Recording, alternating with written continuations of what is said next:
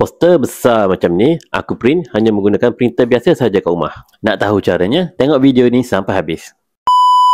Okey, pertama sekali anda masuk ke laman web blogposters.com, klik butang Get Started, klik pada Upload Your Image, pilih gambar yang anda ingin print dan tunggu hingga ia selesai upload.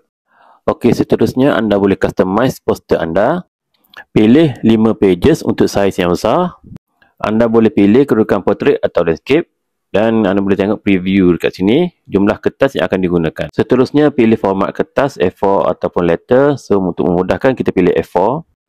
Akhir sekali, anda boleh pilih mahu border ataupun borderless. Kemudian, tick pada bahagian ini dan klik pada butang Create My Poster. Okey, siap. Sekarang anda dah boleh download file PDF poster anda.